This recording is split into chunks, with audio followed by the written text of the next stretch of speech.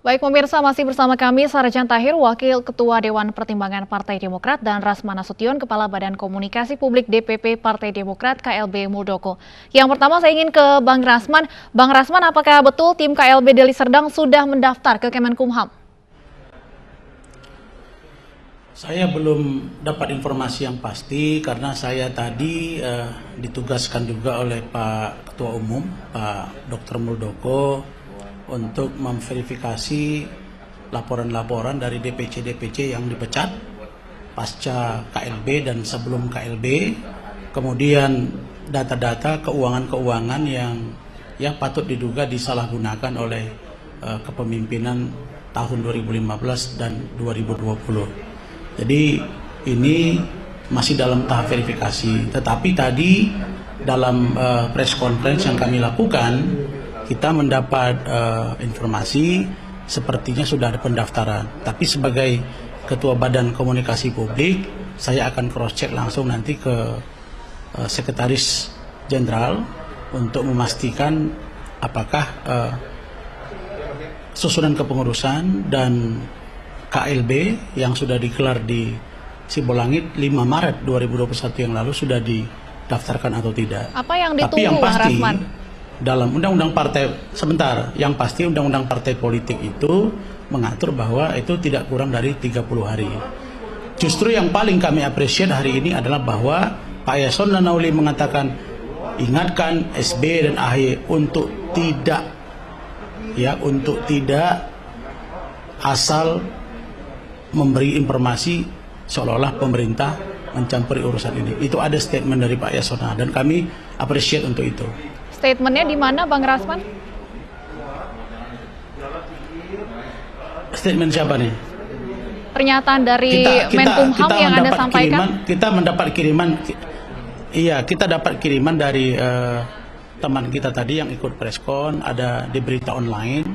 Ya, kita kan kalau ada berita ya kita respon. Ya, kalau kita lihat bahwa pemerintah netral, kemudian tidak berpihak, justru kita senang gitu. Yang kita khawatir sekarang orang bahwa seolah-olah pemerintah ini berpihak, dan karena itu kemarin sore saudara Andi Malarangeng secara terang-terangan menuduh pemerintah terlibat atau mengintervensi KLB sehingga AHY dikudeta, itu akan segera kami laporkan ke pihak berwajib. Baik, tapi Bang Rasman, dengan belum mendaftar ke Kemenkumham, tidakkah ini menjadi celah oleh kubu AHY bahwa untuk mendaftar saja belum mereka lakukan? Ini artinya semakin celah bahwa kubu Anda abal-abal karena untuk mendaftar saja belum dilakukan. Kan ada undang-undang, kita patuh pada undang-undang, Adinda. Di situ diatur dalam undang-undang partai politik 30 hari. Jadi tidak perlu harus tergesa-gesa. Yang tergesa-gesa justru yang pencetus terlahirnya KLB. Apa itu? Tergesa-gesa mengangkat secara aklamasi Saudara Agus Harimurti Yudhoyono sebagai Ketua Umum Partai Demokrat dengan mengesampingkan pembahasan ADART partai, pertanggungjawaban kepengurusan 2015-2020 dan program kerja. Itu semua tidak ada pembahasan. Tadi saksi-saksi kami sudah berbicara, ketua-ketua DPC, ketua-ketua DPD yang menjadi hak pemegang suara, dan mereka mengatakan bahwa Munas atau Kongres itu hanya menunjuk secara aklamasi Saudara AHY sebagai Ketua Umum DPP Partai Demokrat yang dibacakan oleh Ketua DPC Partai Demokrat di Raja Ampat, Papua Barat. Baik, Pak Sarjan, langsung saja silakan tanggapan Anda, Pak Sarjan. Ya, saya nggak paham ini Bang Rasman ini sejak kapan di Demokrat. Yang kedua, saya perlu jelaskan, mungkin saya juga ingin tahu siapa Ketua DPD yang jadi saksi yang hadir di Kongres yang disebut tadi itu, yang memberikan kesaksian. Karena saya hadir langsung di arena Kongres sebagai Ketua Tim Krisis Center Panitiaan, bahwa seluruh proses Kongres itu 2020 dijalankan dengan baik. Pertama, proses mulai daripada ini di acara itu, pendaftaran peserta sampai pendaftaran calon ketua umum itu dilalui. Dan memang karena Agus Harimurti Yudhoyono, Mas Agus ini satu-satunya yang mencalonkan, dan itu merupakan putra terbaik untuk memimpin partai, ya wajar jika itu secara aklamasi dipilih. Dan itu semua sepakat para peserta kongres. Itu ceritanya. Dan selanjutnya, kita pada saat itu telah memiliki izin untuk kongres, dan kita selalu mengindahkan aturan-aturan pemerintah, dan pada saat yang bersamaan, pengumuman tentang PSBB dari Gubernur DKI, maka kita tentu arif mensikapi ini demi kepentingan para peserta. Maka yang tadinya kita akan menyelesaikan kongres ini pada pukul 18, setelah pimpinan sidang siang hari setelah terpilihnya Mas AHY, dilakukanlah sidang selanjutnya di siang hari, dipimpin oleh Bapak Mangindaan, menawarkan kepada peserta dengan situasi pengumuman yang diputarkan pada hari itu tentang situasi Jakarta yang darurat dalam COVID, maka para peserta sepakat bahwa apa yang diterima konsep daripada anggaran dasar dan anggaran rumah tangga itu disepakati untuk disusun oleh tim. Maka dibentuklah tim dari berbagai unsur, DPD dan DPP. Dan proses ini berlanjut, itu disampaikan kepada Kementerian Hukum dan HAM. Dan tentu kita yakin Kementerian Hukum dan HAM akan memverifikasi ini sesuai dengan ketentuan-ketentuan. Maka disahkanlah anggaran dasar dan anggaran rumah tangga itu menjadi lembaran negara. Nah, inilah produk anggaran dasar dan anggaran rumah tangga yang resmi dari Partai Demokrat. Baik, jadi Anda menganggap bahwa memang Kongres yang menetapkan AHY sebagai Ketua Umum ini sah ya. Pak Sarjan, kalau kita lihat kemarin AHY sudah bersafari, kita lihat ada ke Menko Polhukam, ke KPU, ke Kemenkumham, dan hari ini juga ke mantan Ketua MK. Apakah ini sebuah upaya untuk dalam tanda kutip mencari dukungan? Oh, itu kan proses konstitusi untuk menyampaikan bahwa Partai Demokrat yang dipimpin Mas AHY ini adalah partai yang legal saat ini. Mengingat ada gangguan yang dilakukan oleh kongres yang ilegal di Sibolangit itu. Maka tentu ini kita akan sampaikan, dan itu sudah diterima oleh Menhukam, dan sekaligus kita membawa dokumen, bukti-bukti bahwa sejauh mana kita menilai itu ilegalnya di KLB Sibolangit. Setelah itu tentu kita juga ingin menyampaikan kepada seluruh teman-teman di daerah bahwa kita tetap solid dengan di jalan yang benar dibanding mereka yang ada di KLB di Sibolangit itu. Itu ceritanya. Baik, Bang Rasman silakan tanggapan Anda. Saya jawab nih, Pak Sarjan. Ya. Pak Sarjan, perlu saya beritahu Silakan. bahwa Partai Demokrat sesuai dengan penjelasan para pendiri Pak Hengki itu juga tadi, Saudara Ilal Ferhat dan lain-lain, Ya. itu sudah jelas bahwa menyebut Partai Demokrat itu adalah partai terbuka. Ya, betul. Pertanyaan saya, kalau Bapak tanya saya kapan jadi anggota Partai Demokrat, maka saya tanya juga, Agus Harimurti waktu dia mencalon jadi Gubernur DKI, dia lagi sedang berada pelatihan di Australia, dipanggil pulang oleh bapaknya, suruh calon jadi gubernur. KTA-nya terbitkan pada saat itu. Kapan dia menjadi kader? Jadi nggak usah Bapak belok kemana-mana. Saya juga anggota partai politik, Pak. Saya anggota DPRD juga 2 periode, Pak. Saya ketua DPP juga di partai politik tingkat pusat. Jadi, oke, sebentar. Saya dulu ngomong. Yang kedua, Bapak mengatakan tadi, oleh karena ada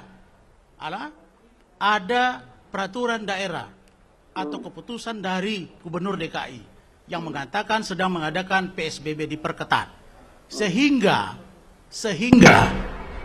Kongres dipercepat penutupannya. Oh, ini pelanggaran, Pak. Ini kami catat bahwa berdasarkan itu Bapak mengatakan dipercepat Kongres sehingga mengabaikan ADART, mengabaikan pembahasan program kerja, mengabaikan pertanggungjawaban keuangan. Saya verifikasi dulu. Kita persilahkan Pak Sarjan untuk menjawab. Dasar kami bahwa Bapak mengakui bahwa yang namanya Kongres inilah yang abal-abal, inilah yang tidak sah. Kita berbagi waktu. Kongres luar biasa. Kita bergantian, silakan Pak Sarjan. Bang Rasman, biar saya jelaskan. kita di Kongres 2020 itu sudah dapat izin, tapi kita menghargai dalam situasional. Pada saat yang bersamaan, itu pada hari itu juga diumumkan. Maka kita menyesuaikan, karena dalam izin itu pun kita harus menyesuaikan bila mana terjadi apa-apa.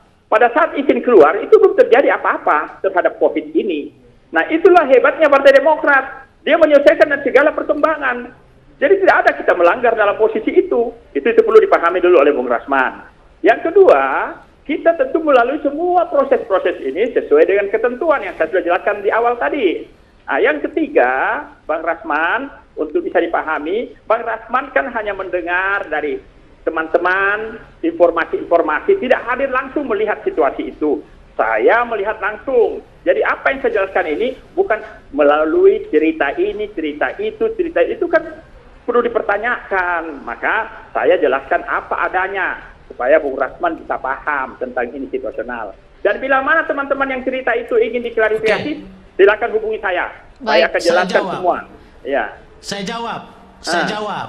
Silakan. Pak Sarjan. Ya. Bapak Wakil Ketua Majelis Pertimbangan Partai. Ya. Saya mau tanya, Pak. Kewenangan Bapak apa, Pak? Kewenangan apa itu? Apa kewenangan Bapak sebagai Wakil Ketua Majelis Tinggi Partai, Pak? Apa? Majelis Pertimbangan Partai, Pak. Ini kewenangan apa ini? Yang mau tanya.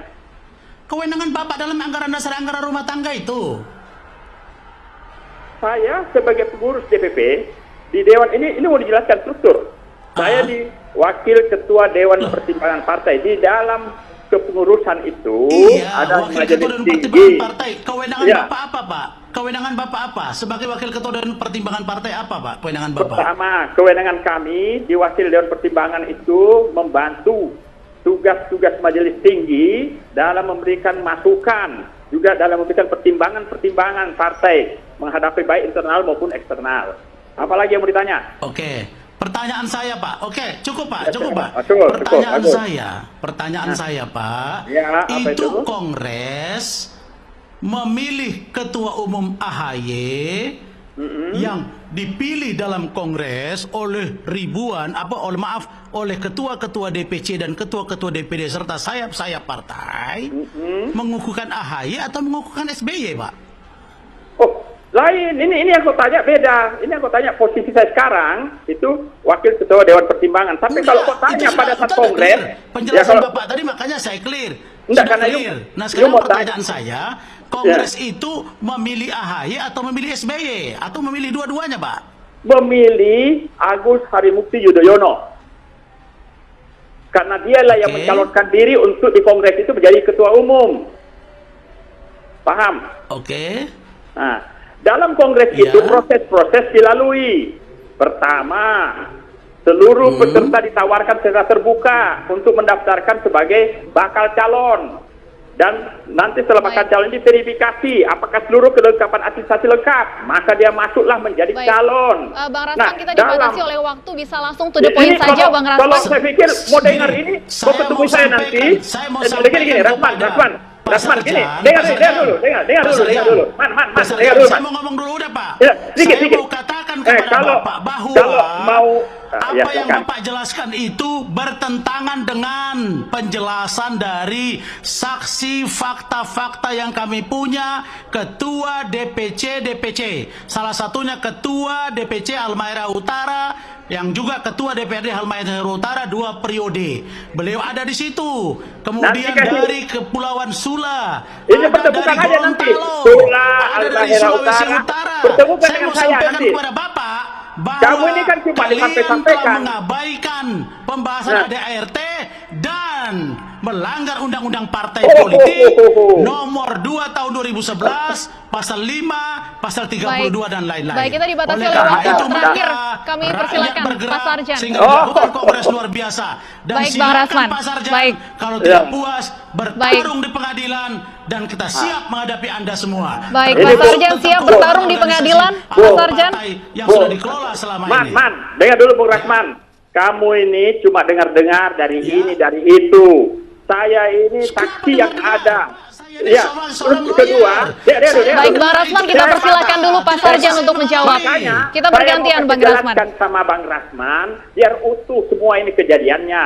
Kalau teman-teman dari Al-Mahera apa semua sampaikan itu haknya dia.